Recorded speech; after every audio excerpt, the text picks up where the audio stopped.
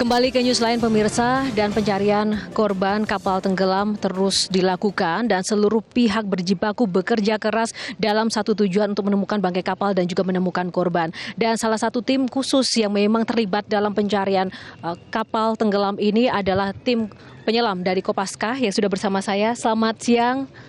Abang-abang semuanya, ini sehat ya? Pagi tadi sudah sempat menyelam ya? Berapa kali tadi? Sekali. Masih sekali ya, karena sekarang ini cuaca di Danau Toba sedang hujan dan sekarang mendung. Dan di samping saya ini ada salah satu penyelam juga yang kemarin juga saya mengikuti, namanya adalah Letu Country Aurora. Bang Country, panggilannya Bang? Panggilannya Country. Panggilannya Country. Seperti sejak lahir sudah ditakdirkan untuk menjadi pejuang bangsa ini, Country Aurora begitu. Benar demikian nih? Ya benar, sesuai nama panjang saya yaitu Country Aurora Akbar Patricia Arafah, identik dengan patriotis. Oh begitu, emang harapan dari orang tua dulu untuk ini ya, menjadikan abang menjadi prajurit gitu? Ya, benar. Oh benar. Oke, jadi yang menarik dari ceritanya Bang Country ini adalah waktu kejadian kapal tenggelam, abang sedang menjalankan atau mengikuti acara keluarga lebaran, sedang lebaran di kampung halaman bersama keluarga ya Bang ya. Lalu dipanggil, seperti apa ceritanya waktu itu bisa bergabung dengan tim penyelam Angkatan Laut ini? Di tahun 2013 saya selesai pendidikan, yaitu setelah itu saya di KRI 2 tahun. Nah, pada tahun 2015 saya bergabung dengan Kopaska dengan menempuh pendidikan 10 bulan. Mulai tahun 2016 saya bergabung sampai sekarang. Sampai sekarang, lalu kemudian bisa sampai menjadi bagian dari tim Danau Toba ini, seperti apa ceritanya? Abang di mana waktu itu? Ya, pada saat kemarin saya sedang melaksanakan cuti lebaran ya, bersama keluarga. Kebetulan begitu mendapat berita dan dapat panggilan dari Komoditas, kami segera kembali. Kebetulan pada waktu itu saya cutinya di Jawa Timur. Saya langsung terbang ke Jakarta. Oke, jadi meninggalkan keluarga demi tugas negara. Apa respon keluarga waktu abang meninggalkan mereka? Ya, padahal intinya mereka sedih. Cuman karena sudah terbiasa, pada saat sebelum-sebelumnya saya selalu tugas mendadak. Jadi mereka membiasakan apabila terdapat tugas mendadak. Begitu ya, sudah terbiasa. Apa sih yang menjadi tantangan terbesar ketika harus menjadi seorang penyelam dan menjadi seorang prajurit yang harus siap 24 jam demi tugas negara, Bang?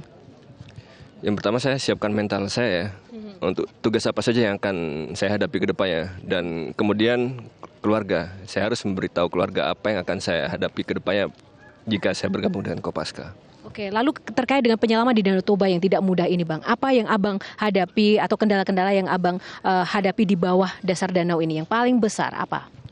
Baik, hal yang pertama situasi dan kondisi di sini kita berada di dataran tinggi, dan yang kedua kedalaman laut yang dasarnya belum diketahui, dan yang ketiga dekompresi bagi setiap penyelaman. Dekompresi itu apa, Bang?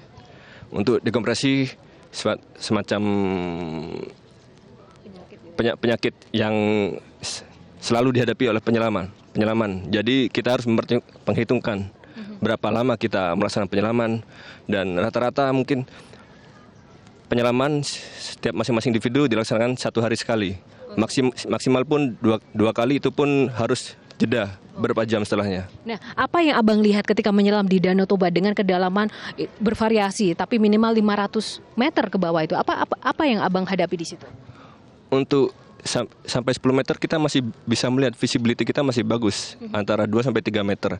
Tapi begitu kita terus ke dalam lagi sampai 25 sampai 30 meter, kita di dalam buta. Jadi sangat gelap sekali. Jadi saya untuk penyelam harus bersama body fair ya. Jadi kita harus berdua, tidak ada penyelaman dilaksanakan seorang diri karena mengantisipasi apabila terjadi sesuatu yang tidak diinginkan di dasar air. Oke, nah kebetulan di sini juga sudah ada Kapten Laut Edi yang mendampingi teman-teman di lautan. Kapten Laut Edi, apa ancaman selain dari teknis, kedalaman dan juga cuaca yang harus dihadapi oleh penyelam? Yang paling akan bisa berdampak begitu bagi penyelam itu apa? Saya nambahkan dulu apa yang dijelaskan oleh Country tadi. Yang pertama adalah perbedaan yang harus kita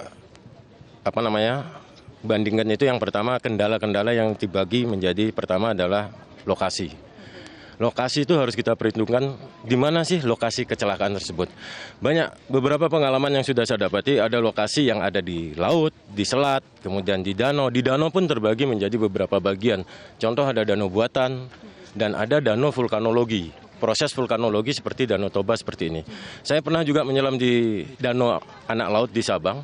Hampir sama karakternya dengan Danau Toba sangat dalam, sangat gelap, sangat dingin. Kemudian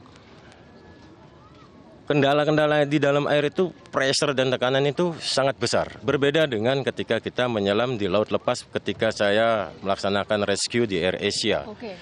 Jadi berbeda, itu lokasi. Kemudian kita berbicara masalah cuaca. Karena Danau Toba ini dulunya adalah gunung berapi dengan ketinggian 886 meter, tentunya cuaca tidak pernah stabil.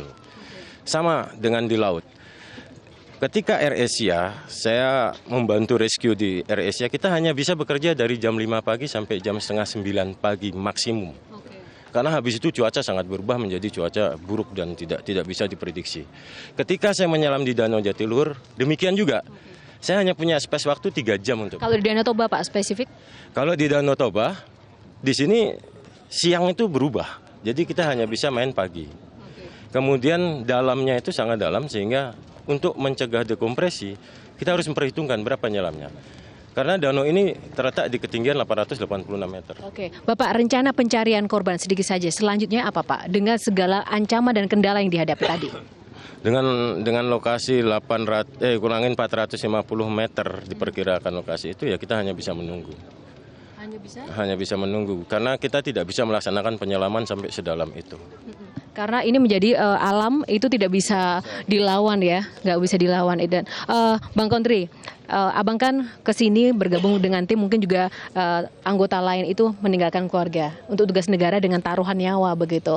Nah sekarang nih, apa yang ingin Abang sampaikan kepada keluarga yang mungkin sedang menonton di rumah, pesan-pesan ini yang mungkin bisa ketemu Abang, melihat Abang di sini, silakan apa yang disampaikan buat keluarga di rumah, mungkin anak, istri, orang tua? Terutama dengan istri, dengan keluarga saya. Ya sabar aja, emang harus diikhlaskan. Tugas yang tanggung jawab suaminya emang seperti ini. Begitu ya. Orang tua, katanya kan orang tua yang punya nama, yang memberikan nama Abang tadi yang penuh harapan. Coba tadi sempat bilang, wah bapak saya pasti akan senang nih kalau nama saya disebut gitu. Seperti apa nih? Siap, silakan. Untuk biasanya dalam masa penugasan saya udah jarang izin ke orang tua. Karena saya mengurangi rasa khawatir mereka. Kalau saya menginfokan saya sedang di sini, mereka pasti khawatir sekali. Jadi demi mengurangi rasa seperti itu, saya mengurangi untuk menghubungi mereka. Oke, dan teman-teman di sini juga apakah kurang lebih sama ya seperti itu ya. Dan ini salah satu tim khusus yang terlibat untuk dapat membantu proses pencarian. Dan selain tim Kopaska ini juga masih banyak sekali pihak-pihak yang mungkin tidak bisa disebutkan satu persatu, termasuk masyarakat yang ada di sekitar saya ini. Mungkin bisa diperlihatkan ini adalah mayoritas adalah warga sekitar yang mendukung mereka, bahkan di sini ada yang menyalakan lilin, ada yang mendukung dari sisi memberikan makanan, tumpangan rumah, bahkan warga-warga di sekitar sini. Dan selain itu juga keluarga korban pun walaupun mereka sedang berduka, tapi mereka tidak putus asa untuk tetap berharap dan berdoa agar seluruh usaha dan jerih payah dari tim penyelamat yang sudah berhari-hari ini menemukan hasil dan buah yang menggembirakan. Dan kita masih akan menunggu sejauh mana nanti hasil dari pencarian tim Basarnas. Dan saya informasikan saat ini sudah mulai turun hujan begitu di sekitar Danau Toba. Dan untuk sementara demikian dulu, kita akan sambung lagi nanti. Kita kembali ke Marvin dan juga Widya di studio. Baik, Yohana, kami juga terima kasih untuk kepada Anda yang selalu memberitakan dan menginformasikan kepada kami terus mengenai bagaimana usaha pencarian korban hilang di sana. Terima kasih, Yohana Margareta.